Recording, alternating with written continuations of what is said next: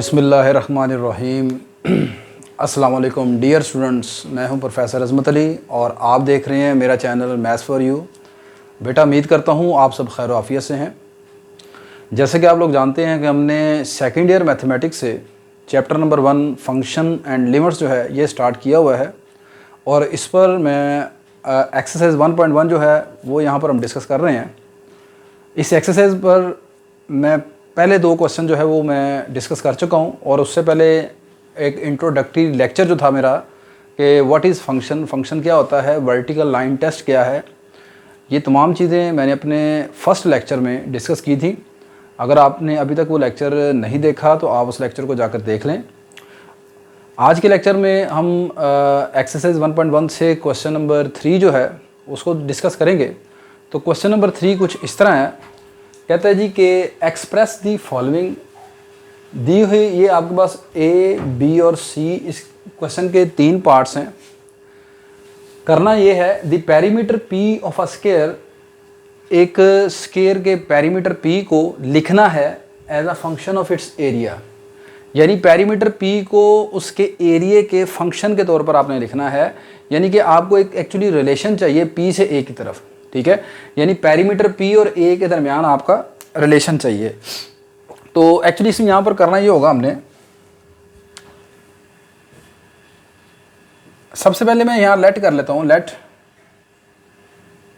X be the side of a square, be the side of a square. Square की जो एक side है उसकी लेंथ x है।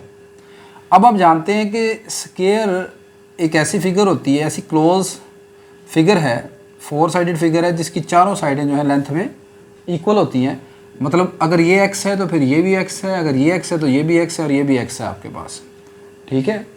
अब पहली चीज़ उसने कही है कि आपने इसका पेरीमीटर p निकालना है। तो बेटा पेरीमीटर p जो आएगा ना आपके पास, पेरीमीटर क्या होता है, किसी भी, अगर यहाँ पर स्क्वायर की बात करूँ मैं तो पेरीमीटर p जो है स्क्वायर का, उससे मुराद उस स्क्वायर की जो चारों साइडें हैं उनकी लेंथ है, टोटल लेंथ, ठीक है। Total length of the sides of the square, ठीक है। तो यहाँ पर आप देखें एक साइड ये है, कितनी साइड्स हैं यहाँ पर, इसकी 4 साइड्स हैं। हर लेंथ की हर साइड की जो लेंथ है वो किसके बराबर है, x के बराबर है। तो यहाँ पर जो पेरीमीटर p आ जाएगा वो आ जाएगा 4 टाइम x, यानी 4x आ जाएगा आपके पास, ठीक होगी बात ये। तो ये यहाँ पर इसका पेरीमीटर आ गया। इसे मैं यहाँ पर क्वेश्चन नंबर 1 का नाम दे देता हूँ। अच्छा, उसके बाद अगली चीज़ हमने निकालनी है इसका एरिया, एरिया की बात की गई है। तो एरिया ए, स्क्वायर का जो एरिया है वो आपके पास होता है लेंथ मल्टीप्लाई बाय विथ, ठीक है। तो ये आपके पास आ जाएगा, यहाँ पर इसकी लेंथ भी x है, विथ भी x है आपके पास, तो ये आ जाएगा x इंटू एक्स, ये आपके पास बन जाएगा x इंटू एक्स, एक्स का स्क्वायर, ठीक होगी बात ये। इसे क्वेश्चन नंबर 2 कह देते हैं। अच्छा, अब यहाँ पर हमने करना ये है कि आपने P को A की शक्ल में लिखना है, जिसकी बात बाद में की जाएगी, ठीक है। एरिया की बात की गई है यहाँ बाद में, पहले बात की गई है पेरीमीटर की, ठीक है। तो अब आपने करना ये है कि जोन सी इक्वेशन जिसमें एरिया का जिक्र आ रहा है वो क्वेश्चन नंबर 2 है, ठीक है।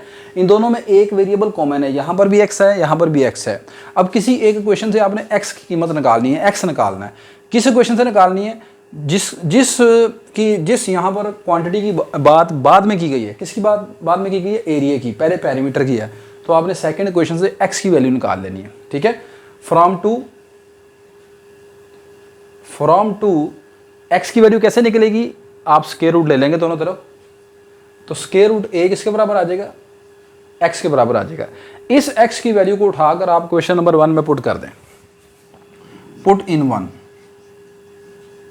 इसे आप क्वेश्चन नंबर 1 में पुट कर दोगे तो ये आपके पास आ जाएगा p is equal to 4 time x, x कितना निकला है, स्क्वायर रूट a, ठीक है। तो ये आपके पास पेरीमीटर p का रिलेशन आ गया a के साथ, ठीक है। यही उसने मांगा था, the perimeter p of a square, square का जो पेरीमीटर p है उसको लिखना है as a function of its area, ये एरिया का फंक्शन के तौर पर, ठीक है। यानी कि आपको p और a के दरमियान एक रिलेशन चाहिए जो p से a की तरफ हो। अगर वो कहता ना एरिया का जिक्र यहाँ पर करता और पेरीमीटर p यहाँ पर लिखता, बाद में पेरीमीटर की बात करता, तो फिर आपने पेरीमीटर वाली इक्वेशन जो थी उसमें से x की वैल्यू निकालनी थी, ठीक है। तो यहाँ पर ये जनाब आपके पास आपका रिक्वायर्ड आंसर है। नेक्स्ट बेटा यहाँ पर इसका जो बी पार्ट है उसमें क्या कहता है, the area A of a circle. अब सर्कल की बात की गई है, सर्कल का एरिया, तो पहले एरिया ए का जिक्र हुआ है, उसको लिखना है as a function of its circumference C. मतलब सर्कल का जो एरिया है उसे सर्कल के सर्कमफ्रेंस सी के तौर पर आपने लिखना है। ठीक है, तो दो चीज़ों की बात हुई है, एक एरिया ए की बात हुई है, दूसरी सर्कमफ्रेंस ऑफ सर्कल सी की बात हो गई है। ले बेटा अब यहाँ पर हम सबसे पहले एक सर्कल ड्रा कर लेते हैं और उसका रेडियस हम रख लेते हैं आर। ये मेरे पास सर्कल है जिसका रेडियस हमने सपोज कर लिया आर के बराबर है। ठीक है, तो पहली बात उसने कही है इसका एरिया ए। ठीक है, एरिया ए ऑफ सर्कल, तो यहाँ पर एरिया ए ऑफ सर्कल आ जाएगा A is equal to pi r square. ठीक है, पहले आप यहाँ पर एक लाइन लिख दीजिएगा कि let r be the radius of circle, r be the radius of circle. इस सर्कल का जो रेडियस है आर के बराबर है। अब पहली चीज़ आपने निकाली है इसका area, that is equal to pi r square, इसे क्वेश्चन नंबर 1 कह रहे हैं। अब सेकंड चीज़ उसने मांगी है आपसे सर्कमफ्रेंस सी।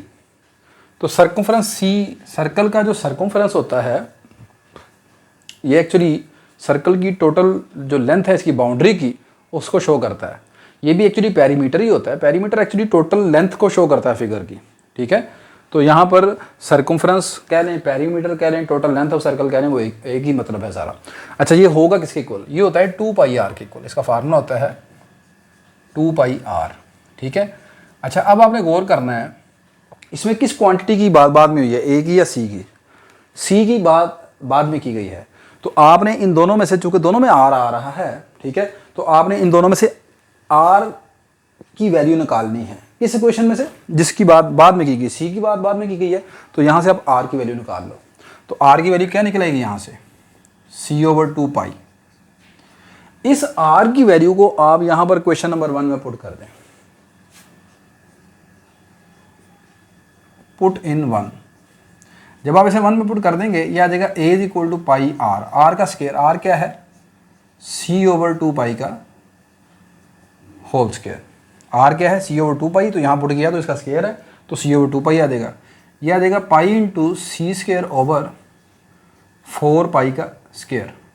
तो एरिया ए आपके पास यहाँ पर बन जाएगा, ये पाई इस पाई से कैंसिल हो जाएगा, सी स्केयर ओवर 4 पाई।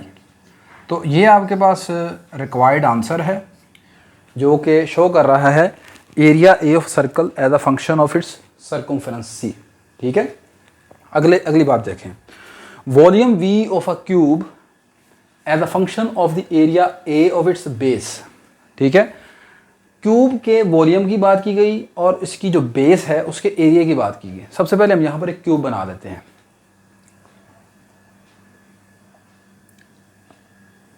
अब आप जानते हैं कि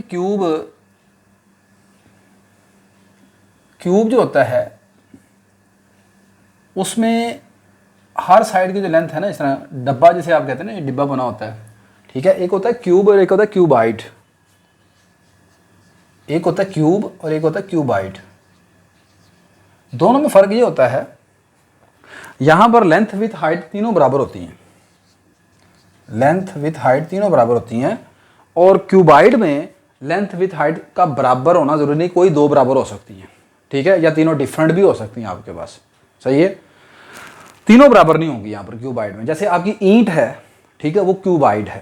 खैर उन दोनों केसेस में चाहे क्यूब है या क्यूबाइड है, उनका वॉल्यूम का फार्मूला होता है length multiply by width multiply by height. अब खैर हम यहाँ पर बात कर रहे हैं क्यूब की, तो आपने यहाँ पर लेट कर लिया, let x be the length of, अच्छा जी, let x be the length of side of a cube. आपने मान लिया है कि इसकी क्यूब में मैंने चूँकि बताया कि इसकी लेंथ विथ हाइट बराबर है, तो आपने मान लिया कि इसकी लेंथ एक साइड की x है, तो फिर तीनों साइडों की लेंथ क्या होगी, वो भी x ही होगी। वॉल्यूम v का फार्मूला होता है length multiply by width multiply by height. तो लेंथ भी x है, विड्थ भी x है, हाइट भी x है, तो क्या बन जाएगा x की पावर 3। इसे क्वेश्चन नंबर आप 1 कह रहे हैं। अब दूसरी चीज़ जिसकी बात की गई है वो है एरिया ऑफ इट्स बेस। इस क्यूब की जो बेस बनती है, आप क्यूब किसे कह रहे हैं, एक डिब्बे को कह रहे हैं, ठीक है। और डिब्बे के नीचे वाली जो चीज़ है उसकी बेस, यानी कि ये चीज़ है एरिया ऑफ इट्स बेस। अब इसकी बेस क्या बनेगी एक्चुअली पता है, स्क्वायर बनेगी, ठीक है। अब चूंकि इसकी लेंथ विथ हाइट बराबर है, सही है, तो इसकी जो लेंथ होगी वही विथ होगी। स्क्वायर में हमें सिर्फ दो चीज़ों की जरूरत होती है ना, लेंथ मल्टीप्लाई बाय विथ, तो इसकी लेंथ भी x है तो इसकी विथ भी x है। अब इसकी बेस का जो एरिया निकलेगा, क्यूब की बेस कौन है, ये स्क्वायर है। अब इसका जो एरिया है वो किसके बराबर होगा, लेंथ मल्टीप्लाई बाय विथ, तो लेंथ भी x है विथ भी x है, तो क्या बन जाएगा, x का स्क्वायर। इसे आप क्वेश्चन नंबर 2 कह देंगे, ठीक हो गई बात ये। अब आप देखें क्वेश्चन नंबर 1 में भी x है, क्वेश्चन नंबर 2 में भी x है। आपने इन दोनों क्वेश्चंस में से किसी एक क्वेश्चन में से x की वैल्यू निकालनी है। किस में से निकालेंगे, मैंने आपको ट्रिक बताया है, जिसकी बात बाद में की गई है, एरिया ए की बात बाद में की गई है, तो आपने इसमें से x की वैल्यू निकालनी है सेकेंड क्वेश्चन में से, ठीक है। तो यहाँ पर आपके पास x की वैल्यू आ जाएगी बाय टेकिंग स्क्वायर रूट, तो अंडर रूट ए किसके बराबर आ जाएगा, x के बराबर आ जाएगा।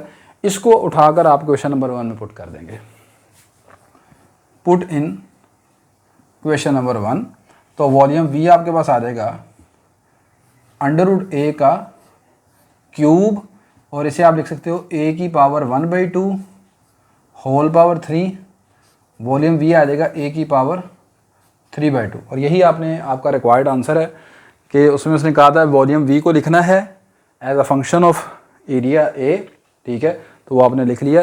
तो बेटा आज के लेक्चर में हमने क्वेश्चन नंबर जो 3 है ये कर लिया। ये क्वेश्चन इंपॉर्टेंट है, इसका डिफरेंट पार्ट आप देखेंगे पास्ट पेपर में आए होंगे, ठीक है। समटाइम इसका फर्स्ट पार्ट ए आ जाता है, बी सेकंड में, तीनों में से कोई ना कोई पार्ट पेपर में रिपीट होता रहता है, ठीक है। अगर किसी किस्म की बेटा आपको इस लेक्चर में कोई प्रॉब्लम है, समझ ना आई हो, तो आप मुझे कमेंट्स करें, मैं इंशाल्लाह आपको रिप्लाई करूँगा। मेरी ये वीडियो अगर आपके लिए हेल्पफुल है तो मेरी इस वीडियो को आप लाइक करें, शेयर करें, मेरे चैनल को सब्सक्राइब करें। इंशाल्लाह नेक्स्ट लेक्चर आपका बड़ा इंपॉर्टेंट लेक्चर होगा, ठीक है। वेरी वेरी इंपॉर्टेंट, तो उसमें टॉपिक हम डिस्कस करेंगे, that is domain and range, ठीक है। तो तब तक के लिए मुझे इजाज़त दीजिए, अल्लाह हाफिज़ जी।